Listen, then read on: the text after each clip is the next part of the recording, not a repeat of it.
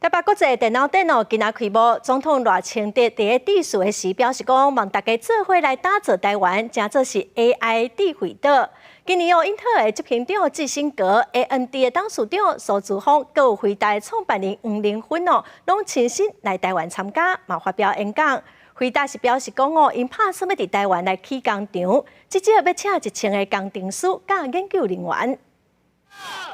辉达的创办人黄仁勋随时早起来参观电脑展，伫个大会头前正笑话点起伊的大夫。黄仁勋讲，伊正欢喜来参加，因为 AI 会为台湾带来正大的机会，而且 AI 就亲像电力同款，虽然看袂到，也阁真有价值。怎么大家伫咧关心讲，黄仁勋以后会伫台湾设计中心，会设伫咧倒位 ？We will build a new facility so that we can hire at least 1,000 engineers.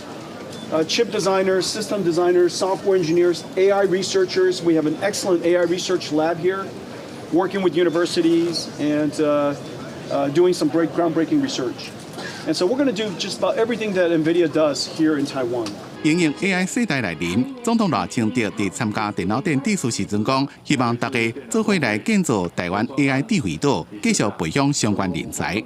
我们大家共同打造台湾成为 AI 的智慧岛，会持续培养人才，不管是 ICT 产业的人才、晶圆制造的人才、半导体的人才，或是人工智慧的人才。AI 产业是未来发展的趋势。就连科技大厂英特尔执行长季辛格，随时伫咧电脑展演讲时阵，也以 AI 做主题。但 AI 未来安怎伫咧资料中心、云端、PC， 抑个全球的网络加边缘应用，开创新的可能性。AI continuum from semiconductors through products, and that starts with the Intel Foundry. And chips are the heart of the global economy, and the world needs more flexible and resilient supply chains.